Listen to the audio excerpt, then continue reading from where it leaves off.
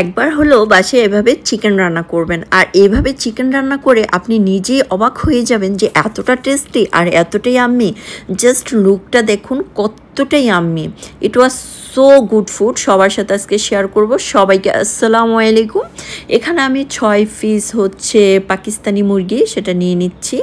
এখন হচ্ছে 6 পিস, তারপরে এভাবে কাঁটা চামচ দিয়ে একটু গেঁথে নিচ্ছি, কারণ তাহলে মশলা খুব ভালোভাবে যাবে, সেজন্য একটু খুচিয়ে নিচ্ছি। আজকে কে কোথায় থেকে আমার রেসিপিটি দেখছেন অবশ্যই কমেন্টে জানিয়ে যাবেন, আর কারা কারা চিকেন খেতে খুব বেশি পছন্দ করেন তারাও কমেন্ট করে যাবেন। তারপর লবণ দিয়ে একটু ম্যারিনেট করে নিচ্ছি। ম্যারিনেট করে নিয়ে এটাকে এক পাশে রেখে দেব। তারপরে হচ্ছে একটা পাইপিনের তেল দিয়ে আমি অনেকটা পেঁয়াজ দিয়ে দিচ্ছি, এখানে হাফ কাপের মতো পেঁয়াজ দিয়ে এখন পেঁয়াজটাকে বেরেস্তা করে নিব। এই যে পেঁয়াজ দিয়ে দিলাম, চুলা আঁচটা কমিয়ে রাখবো। কমিয়ে রেখে আমি একটা মশলা তৈরি করে নিচ্ছি চিকেন রান্নার জন্য। এখানে পেঁয়াজ, টমেটো, বাদাম আর 2টা কাঁচামরিচ এখন ব্লেন্ডার করে নিচ্ছি। এই যে দেখুন একটু পানি করে ব্লেন্ডার করে নিচ্ছি। এটাকে এক পাশে রেখে দেব। রেখে দিয়ে তারপর হচ্ছে পেঁয়াজটাকে বেরেস্তা করে নিব। কম আঁচে পেঁয়াজ বেরেস্তা করলে কালারটা খুব সুন্দর আসে, পুড়ে যাওয়ার কোনো চান্স থাকে না। এই যে দেখুন পেঁয়াজ বেরেস্তাটা হয়ে গিয়েছে। এখন হচ্ছে তুলে নিব। তুলে নিয়ে আমি পেঁয়াজ বেরেস্তাটা এক পাশে রেখে দেব। তারপর হচ্ছে এই তেলের মধ্যে চিকেনটাকে ভেজে নেব। আর চিকেনটা ভাজার সময় চুলার আঁচ মিডিয়াম থেকে একটু কম রাখবেন। তারপরে চিকেন হচ্ছে লাইট ব্রাউন করে ভেজে নিতে হবে, খুব বেশি ভাজা যাবে না, তাহলে কিন্তু শক্ত হয়ে যাবে। হালকা করে লাইট ব্রাউন করে ভেজে নিচ্ছি, দেখতে সুন্দর লাগবে সেজন্য। আর এইভাবে ভেজে নিলে চিকেনটা খেতেও ভীষণ মজার লাগে। এই যে প্রায় আমার চিকেন ভাজা শেষ, এটাকে এখন তুলে ফেলছি।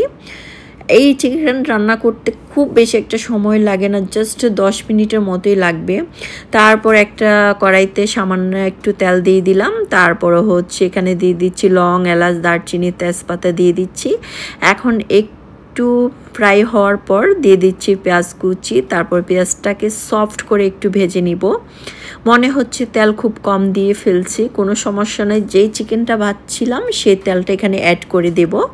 তারপরে দিয়ে দিচ্ছি এখানে রসুন বাটা আর 1 চামচ, আদা বাটা দিয়ে দিচ্ছি হাফ চামচ।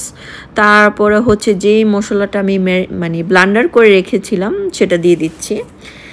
জাস্ট এই মশলাটা দেওয়ার পর হচ্ছে হাফ টিস্পুনের মতো দিয়ে দিচ্ছি জিরার গুঁড়া, আর হাফ টিস্পুনের থেকে একটু কম ধনিয়ার গুঁড়া। তারপরে অনেকগুলা কাঁচামরিচ দিয়ে দিচ্ছি, এখানে 10-12টা কাঁচামরিচ দিয়ে দিচ্ছি। আমি কোনো শুকনা মরিচ, হলুদ কিচ্ছু দেব না। তারপরে কিছুক্ষণ একটু কষিয়ে নিচ্ছি। কষানোর পর তারপর দিয়ে দিচ্ছি টক দই। এখানে টক দই দিয়েছি 3 চামচ। তারপর খুব ভালো করে ফেটিয়ে নিতে হবে। তারপরে এখন খুব ভালোভাবে কষিয়ে নিচ্ছি। এর মাঝে হচ্ছে আমি ওই চিকেন ভাজার যে তেলটা ছিল তা দিয়ে দিয়েছি। এখন খুব ভালো করে কষিয়ে নিচ্ছি। যখন তেল ভেসে আসবে তখন চিকেন দিয়ে দিচ্ছি। চিকেন দিয়ে এখন খুব ভালোভাবে 3 থেকে 4 মিনিট কষিয়ে নিতে হবে। আমি খুব ভালোভাবে চিকেন কষিয়ে নিচ্ছি যেন মাংসের ভিতরে মশলাটা খুব ভালোভাবে যায়। তারপরে এখন দিয়ে দিচ্ছি দুধ। এখানে আমি গুঁড়া দুধ গরম পানি দিয়ে জাস্ট গুলিয়ে দিয়ে দিচ্ছি। তারপরে দিয়ে দিচ্ছি গরম পানি দিয়ে এখন হচ্ছে জাস্ট একটু নেড়ে দিচ্ছি। নেড়ে দিয়ে তারপরে কুক করে নিব। এখানে আমি কোনো ঢাকনা দিব না। কিছুক্ষণ কুক করার পর তারপরে দিয়ে দিচ্ছি ঘি 1 চামচের মতো, হাফ চামচ সরি। তারপরে দিয়ে দিচ্ছি পেঁয়াজ বেরেস্তা, জাস্ট এইটুকু, আর কিছুই না। চিকেন রান্না অলমোস্ট ডান। এভাবে চিকেন রান্নাটা খেতে ভীষণ মজা লাগে। এটা রোস্ট মনে হয়, রোস্টের মতোই। এটা খিচুড়ি, পোলাও, ভাত দিয়ে বা রুটি দিয়ে খেতে ভীষণ মজার। যারা আমার পেজটিকে এখনও ফলো করোনি তাড়াতাড়ি ফলো করে দাও। তোমাদের কাছে আজকে চিকেন রান্নাটি কেমন লেগেছে তা অবশ্যই কমেন্ট ডাউন করে দাও।